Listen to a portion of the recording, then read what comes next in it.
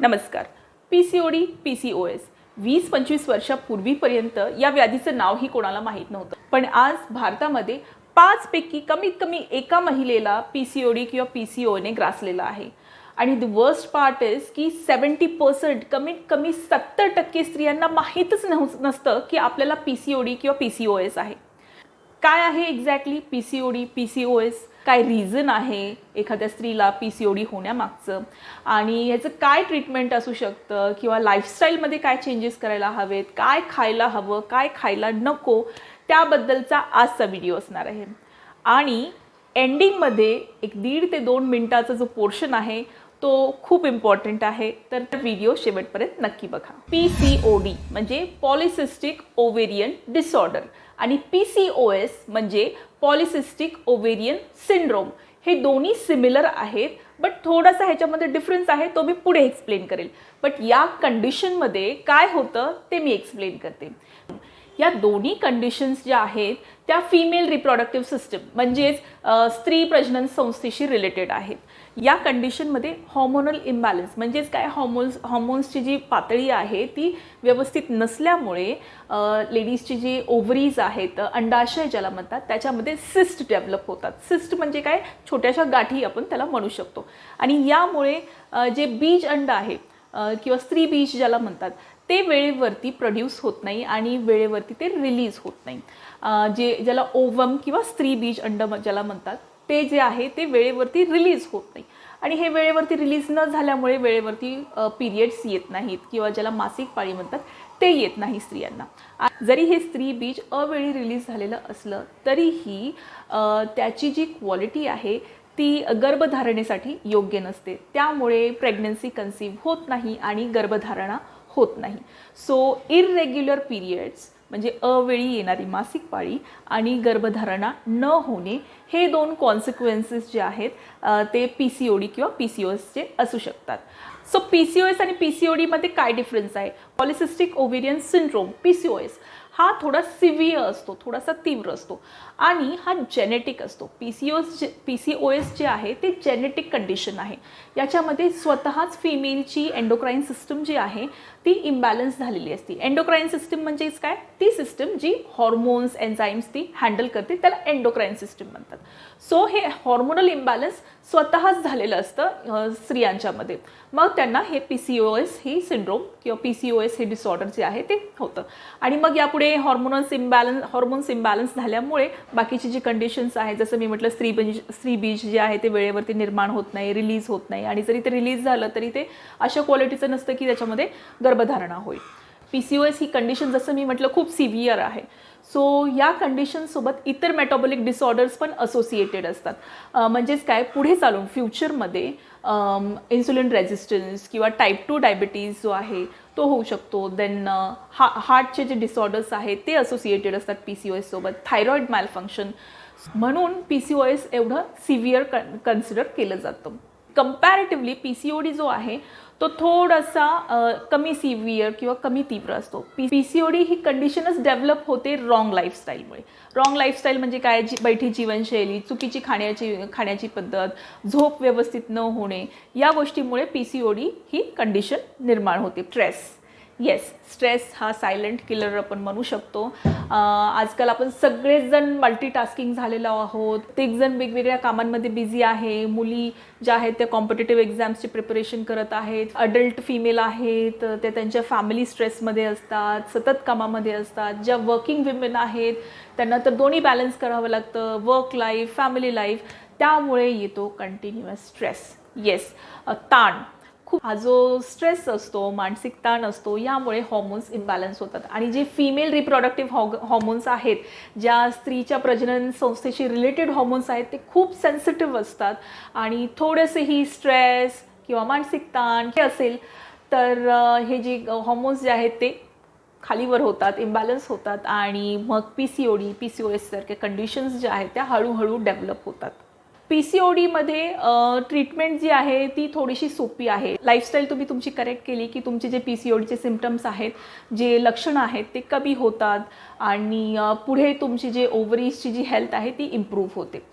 Comparatively PCOS polycystic ovarian syndrome याची treatment थोडीशी difficult असते आणि थोडासा वेळ लागतो ट्रीटमेंटला आणि रिझल्ट्स येण्यामध्येही थोडा वेळ लागू शकतो. PCOS आणि PCOD याची सिम्पटम्स म्हणजे लक्षणं ही सारखीच असतात. तर ते काय आहेत आपण बघूया. सर्वात आधी याचं जे सिम्पटम आहे ते म्हणजे इररेग्युलर पिरियड्स म्हणजेच अनियमित मासिक पाळी. Sudden gain or loss in weight म्हणजे अचानकच वजन वाढणे किंवा अचानकच खूप कमी होणे. एक्स्ट्रीम हेअरफॉल म्हणजे खूप जास्त केस गळणे म्हणजे अनएक्सप्लेन्ड म्हणजे त्याचं काहीच आपल्याला रिझन कळत नाही की का एवढे केस गळत आहेत. असा हेअरफॉल PCOD PCOS मध्ये होऊ शकतो. Hirsutism or unwanted male pattern growth of hair म्हणजेच पुरुषांसारखी केसांची वाढ होणे. फेसवरती खूप जणांना चेहऱ्यावरती चिन एरियामध्ये स्पेशली हेअर ग्रोथ खूप होते. फेसवरती खूप हेअर ग्रोथ होते. चेस्ट अँड बॅक या रिजनमध्ये हेअर ग्रोथ खूप होते. सो याला हर्स्युटिझम म्हणतात आणि याच्यामध्ये थोडंसं ही जी हेअर ग्रोथ आहे ती थोडी थिक असते आणि मेनच्या पॅटर्नमध्ये असते. जसे पुरुषांना खूप थिक हेअर ग्रोथ असते या एरियामध्ये, चिन एरियामध्ये, नेक एरियामध्ये, तशीच हर्स्युटिझममध्ये फिमेल्सना PCOD आणि PCOS असणाऱ्या फिमेल्सना ही हेअर ग्रोथ फेस करावी लागते.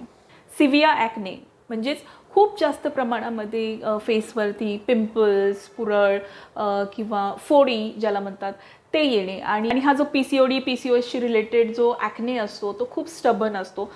या ॲक्नेमध्ये तुम्ही कितीही मेडिकेशन्स घेतले, कितीही तुम्ही टॉपिकल क्रीम्स, लोशन्स यूज केले तरीही हा ॲक्ने जो आहे तो क्युअर होत नाही, ॲग्रेवेट होतं. उलट तुम्ही जेवढे जास्त टॉपिकल क्रीम्स वगैरे यूज कराल तेवढं जास्त PCOD मधला जो ॲक्ने आहे तो ॲग्रेवेट होतो. याला इंटरनलीच क्युअर करावं लागतं लाईफस्टाईल चेंजेस करून किंवा मेडिकेशन्स घेऊन डॉक्टर्स. इरेग्युलर पिरियड्स किंवा अनियमित मासिक पाळी सोबतच आणखीन एक सिम्पटम असं आहे की PCOD असणाऱ्या PCOS असणाऱ्या फिमेल्समध्ये एकतर खूप हेवी डिस्चार्ज होतो, खूप जास्त फ्लो होतो किंवा खूप कमी डिस्चार्ज होतो. याला स्कॅन्टी मेन्सेस म्हणतात. सो खूप हेवी डिस्चार्ज होणं किंवा खूपच कमी डिस्चार्ज होणं हे दोन्ही पण सिम्पटम्स आहेत PCOD किंवा PCOSचे. सो असे सिम्पटम्स जेव्हा आपल्याला दिसून येतात त्यावेळेस it is advisable to visit a doctor. Doctor तुम्हाला अल्ट्रासाऊंड सोनोग्राफी करायला लावतील, पुन्हा तुमचं ब्लड वर्क करायलाही सांगतील. यामध्ये तुमचे जे हॉर्मोनल लेवल्स आहेत FSH, LH हे जे हॉर्मोन्स आहेत ह्याचे लेवल्स जे आहेत ते चेक केले जातात आणि देन डॉक्टर तुम्हाला डायग्नोज करून सांगतील की तुम्हाला PCOD किंवा PCOS आहे की नाही. वेल, मेडिकल ट्रीटमेंटबद्दल मी जास्त काही बोलणार नाही because it is not my area of expertise. But the treatment should be done under doctor supervision only. आजकाल मार्केटमध्ये सप्लिमेंट इंडस्ट्रीच्या मार्केटमध्ये खूपसे प्रॉडक्ट्स दिसून येतात जे PCODच्या पेशंटसाठी आहेत. No, it should not be taken without a doctor's permission. पुन्हा काही सप्लिमेंट्स येतात आयनोसिटॉल काइंड ऑफ. येस, ते इफेक्टिव्ह असतात सप्लिमेंट्स, बट हे जे सप्लिमेंट आहेत आयनोसिटॉल वगैरे जे मेडिसिन्स आहेत ते डॉक्टरच्या परमिशननीच घ्यायला हवेत. इवन आयुर्वेदिक काढे जरी असतील तरी तुमचे जे वैद्य आहेत त्यांच्या परमिशन नंतरच हे काढे घ्यायला हवेत. PCOD PCOS मधून रिकवर होण्यासाठी किंवा मॅनेज करण्यासाठी आपण काय लाईफस्टाईल चेंजेस करायला हवेत ते आता आपण बघूया. सो फर्स्ट लाईफस्टाईल चेंज आहे एक्सरसाइज डेली. रोज व्यायाम करा. तुम्ही कुठे ना कुठे हे ऐकलं असेल, मूव्हमेंट इज मेडिसिन. शरीराची हालचाल हेच एक खूप मोठं औषध आहे. जसं आता आपण डिस्कस केले PCOD PCOSचं मेन रिझन आहे लॅक ऑफ ॲक्टिव्हिटी म्हणजे कमी हालचाल करणे. सो आपल्याला दिवसभरातून कमीत कमी 1 पाऊण ते 1 तास आपल्याला एक्सरसाइज करायची आहे. कुठलीही एक्सरसाइज, जसं मी नेहमी म्हणते, कुठलीही एक्सरसाइज जी तुम्ही रेग्युलर करू शकाल ती करायची आहे. Jogging, running, walking, swimming, kabaddi, kho kho, कुठले गेम्स तुम्हाला खेळायचे ते तुम्ही खेळू शकता. बट काही रिसर्चेस झालेले आहेत या विषयावरती आणि असं दिसून आलं आहे की PCOD PCOS ज्या फिमेल्सना आहे त्या फिमेल्सनी जर स्ट्रेंथ ट्रेनिंग म्हणजेच जिम वर्कआउट केलं तर ही कंडिशन कंट्रोलमध्ये येण्यासाठी खूप इफेक्टिव्ह असतं. हे मी सांगत नाही आहे, खूपसे रिसर्चेस ह्या गोष्टीवरती झालेले आहेत. जर मला पॉसिबल झालं तर मी त्याची लिंक डिस्क्रिप्शन बॉक्समध्ये देईन, तुम्ही ते वाचून घेऊ शकता. यासोबतच योगा आणि प्राणायाम हे पण खूप इफेक्टिव्ह आहेत PCOD PCOS मॅनेजमेंटमध्ये. स्ट्रेस जसं आपण डिस्कस केलं हे एक मेन रिझन आहे या कंडिशन मागचं. योगा प्राणायाम जेव्हा तुम्ही करता त्यावेळेस स्ट्रेस जो आहे तो तुमचा रिलीज खूप लवकर होतो. So what we can do is की थ्राईस अ वीक म्हणजे आठवड्यातून 3 दिवस जिम वर्कआउट करू शकता आणि आठवड्यातून 3 दिवस तुम्ही योगा प्राणायाम करू शकता. सो तुम्ही बॅलन्स मेंटेन केलं तर PCOD PCOS मॅनेजमेंटमध्ये खूप हेल्पफुल ठरतं. लाईफस्टाईल म्हणजे आहार आणि विहार. आता विहाराचं आपण बघितलं आहे म्हणजे एक्सरसाइज याबद्दल आपण पाहिलेलं आहे. आता आहाराकडे येऊया, डाएटकडे येऊया. PCOD PCOSच्या डाएटबद्दल मी पुन्हा इथे मेन्शन करेन काही रिसर्चेस.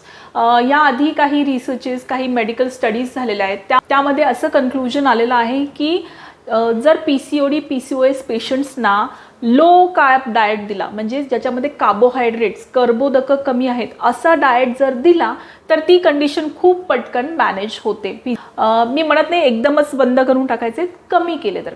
सिंपल कार्बोहायड्रेट्स म्हणजे जे खूप पटकन डायजेस्ट होतात असे कार्बोहायड्रेट्स आपल्याला आपल्या डाएटमधून एकतर ओमिटच करायचे आहेत किंवा खूपच कमी करायचे आहेत. सिंपल कार्बोहायड्रेट म्हणजे काय, जर शुगर, साखर, बेकरी प्रॉडक्ट्स, फास्ट फूड, मैद्याचे बनलेले प्रकार, हे जे सगळे आहेत ते सिंपल शुगरमध्ये येतात आणि हे आपल्याला आपल्या डाएटमधून काढूनच टाकायचे आहेत जर PCOD PCOSला आपल्याला ट्रीट करायचं असेल तर.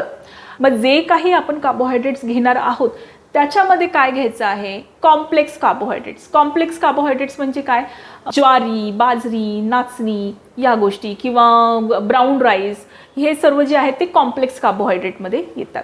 साध्या भाषेत तुम्हाला सांगायचं झालं तर जे काही बाहेरच्या गोष्टी आहेत, बेकरी आयटम्स, मैद्याचे पदार्थ वगैरे आहेत ते वर्ज्य करायचे आहेत. जे काही स्वीट्स आहेत ते तुम्हाला वर्ज्य करायचे आहेत आणि इन्क्लूड काय करायचं आहे, शक्यतो पोळी किंवा गव्हाची चपाती आहे त्याऐवजी जमलं तर भाकरी घ्यायची आहे. कुठलीही नाचणी, बाजरी, ज्वारी कुठलीही तुम्ही घेऊ शकता किंवा मिक्स पण तुम्ही घेऊ शकता. आणि प्रोटीन्सचं प्रमाण वाढवायचं आहे. येस, PCOD PCOSच्या पेशंट्सना प्रोटीन खूप इम्पॉर्टंट आहे. या आधीही मी डिस्कस केलेलं आहे प्रोटीनबद्दल. प्रोटीन खाल्ल्याने आपलं पोट जे आहे ते खूप वेळ भरलेलं राहतं आणि आपल्याला खूप वेळ भूक लागत नाही. त्यामुळे ओव्हर इटिंग किंवा जास्त खाण्याचं जे प्रमाण आहे ते आपलं कमी होतं आणि हळूहळू जे आहे ते आपलं वेट कमी होऊ लागतं. कमीत कमी जे 2 मेजर मील्स आहेत, जे दुपारचं जेवण आणि रात्रीचं जेवण आहे, यामध्ये तुम्हाला प्रोटीनचा समावेश करायला हवा. प्रोटीनचे सोर्सेस काय आहेत, लेग्युम्स अँड पल्सेस, मोड आलेले कडधान्य आणि डाळी किंवा सोया चंक्स व्हेजिटेरियनमध्ये. Then milk and milk products, दुधाचे आणि दुग्धजन्य पदार्थ ज्याला आपण म्हणतो पनीर, चीज, दूध, दही, हे तुम्ही घेऊ शकता. नॉन व्हेजिटेरियन असाल तर चिकन, एग्स, फिश घेऊ शकता. सो हे होते लाईफस्टाईल चेंजेस PCOD आणि PCOSला मॅनेज करण्याचे. बट जसं मी सुरुवातीला म्हटलं, 5 पैकी एका फिमेलला ही कंडिशन असू शकते. आपल्या फॅमिलीमध्येही आपली बहीण, आपली मुलगी किंवा वाईफ किंवा फ्रेंड, गर्लफ्रेंड अशा यापैकी कोणालाही PCOD PCOS असू शकतं. आणि जसं आपण आधी डिस्कस केलं, स्ट्रेस हा खूप मोठा प्रिकर्सर आहे या कंडिशनचा. स्ट्रेसमुळे, मानसिक ताणामुळे PCOD आणि PCOSची कंडिशन जी आहे ती वर्स होते, अजून खराब होऊन जाते. आणि ह्या PCOD PCOSच्या पेशंट्स ज्या आहेत त्या आधीच खूप स्ट्रेसमध्ये असतात.